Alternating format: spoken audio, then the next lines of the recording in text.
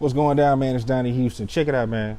COVID is going nowhere. All right, they got new strains coming out, the Omarion or Omicron or whatever that is. You know what I'm saying? But hey, man, we going into year 2 of this thing, year 3 really. You know what I'm saying? And the only way to make sure you're safe is to stay safe. You know what I'm saying? So, listen, I need you to go to findcovid19test.com. They're doing COVID tests, swabbing. You know what I mean? You can get them to come out for your company, for your kids' football team, anything you have going on, man. So find COVID19test.com, man. You need to get that today. Take care of yourself. Make sure you and your loved ones are safe.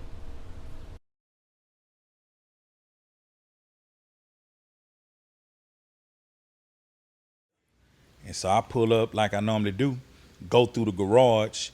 She in the kitchen, goddamn kitchen glowing like it's a whole different array in the motherfucking kitchen. And she dragging a cigarette. She dragging a cigarette. She like, nigga, you ain't came to see me. That nigga in the game room. I'm like, nah. She like, that nigga in the game room. And I gave her a hug. She like, we got him, baby. We got him. And so I walks off in the game room. And that nigga sitting on the leather couch and shit in front of the pool table, and he looking through the what they call that shit? It's like a cutout moon roof in the ceiling, a solar, I don't know, like motherfucking sunroof in the house. Yeah, for sure. Yeah, he looking at the sunroof in the house and shit, and then the nigga just rubbing his hands together, and he see I walked in, that nigga just start smiling. He stood up. He say, "Easy, baby, thank you, man." And he gave me this big old ass bear hug, and he just held me for a minute. He like, "Thank you, man." He say, "My nigga, we finna get filthy rich." And just that inclusion, I wasn't even expecting that. But that inclusion right there, that shit just felt good than a bitch. And she kind of prepared me, I ain't gonna say kinda, she prepared me for who she knew who he was. I had to learn all the other shit on my own. But I had an upper hand on a lot of niggas because I understood at some points in life, he had people around him that were doing awkward shit. And none of that was in me. So I knew, hey, this nigga finna inherit a great ass nigga that he can lean on if he ever need him. And it started like that. We started rocking and motherfucking me rolling.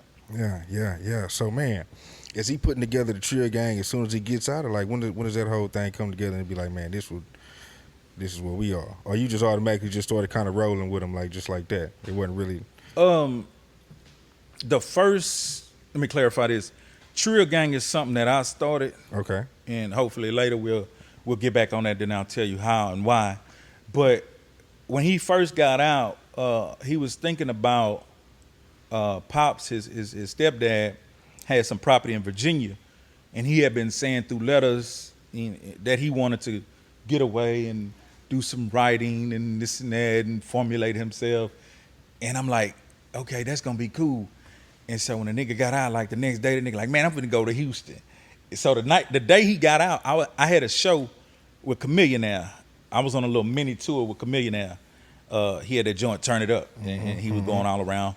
And I did a few dates with him in different places, Oklahoma, Beaumont, some other places and shit like that. And it was this little nigga. He was a promoter.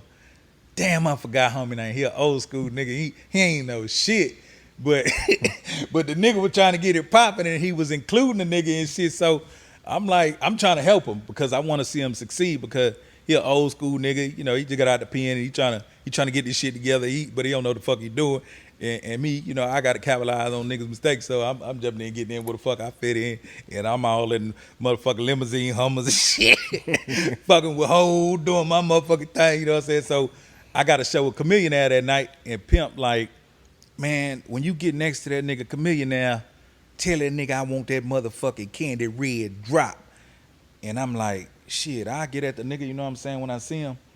And I before I left, a few niggas came. I gotta tell you this. A few niggas came and shit. And it was some niggas he know, and a nigga I knew. Like, that nigga who I knew, the nigga was roaching. But, cause the nigga, you know what I'm saying, nigga wasn't even invited like that, but he came through some other niggas, but I'm like, I see what it is. Boy, that fame with motherfucker, hey boy, what a nigga do for that motherfucking fame? But look, so them niggas came in and they sat down and they was chilling. And so they having a good time talking this and that and that. And mama just walks in. She say, Chad, my sweet angel baby. She said, I don't mean to interrupt y'all, but while you were gone, I probably seen him once. I don't even know him. I probably seen him once or twice. She say, but this one right here, my Heezy, my big angel baby Heezy, he was always here for your mama. Now y'all continue y'all conversation. And she walked out. Damn. I did not want to stay after that because I heard stories about how Pimp's mom was just kind of, live like that, man. Man, like that was she my was just nigga, raw, man. That was my nigga, man. She wasn't scared. She a little bitty lady, frail like a motherfucker. But she get that motherfucking voice, you motherfuckers, you know what I mean? Be smoking her cigarette, drinking her wine, go to rocking in that chair, you know what I'm saying? That was my nigga, man. You know what I'm saying? Like, that woman was like that was like my second mama. My mama used to be mad that, you know what I mean? But it was just like that, you know what I mean? So I say, man, I'm gonna go on burn. And I went and got ready for the show. And so that night, and I don't know, I know Chamillionaire a good dude, but that night he rubbed me wrong and shit because we had been to all these few little shows and I was actually in the hotel room kicking it with him.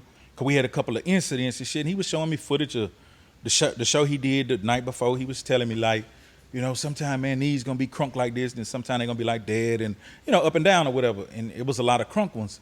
So I felt like we had got, I ain't gonna say close, but close enough for me to walk up on him. But when we was in Beaumont, I just went past go and was going towards him to tell him Pimp wanted to talk to him, and he kind of told his bodyguard and them like, you know what I'm saying, like, stiff that nigga. And that shit burned me up because I'm like, what the fuck, my nigga? We was, Yeah, I was just hollering at you, yeah. Yeah. So, and one of the big niggas, he big ass, cool ass nigga. I think they had this motherfucking refinished, furbished shop where they did cars, fly rides or some shit. Big ass nigga, big ass forearm and shit, nigga bigger than me. But, what I'm saying, me and the nigga was cool. And when he braced me, he was like, he wasn't tripping. He was just like doing his job. And so I'm like, man, you tripping, my nigga. And he like, what's up, OG Ron? He like, man, what's happening? I said, man, Pimp on the phone want to holler at you. And that nigga say, you hear this nigga? This nigga talking about Pimp C on the phone. I said, yeah, nigga, Pimp on the phone want to holler at you. And I say, man, take the phone, man. And so he grabbed the phone and shit. He like, hello? And nigga said, Pimp C? And nigga start jumping up there. Hey, man, it's Pimp on the phone. I'm like, man. Man, I got love for you, my nigga, but that was some whole ass shit you did, nigga. So he get on the phone and shit. And he get excited and shit and everything cool. So I go do the show, long story short. But that was my last day with them on that show. Donnie Houston.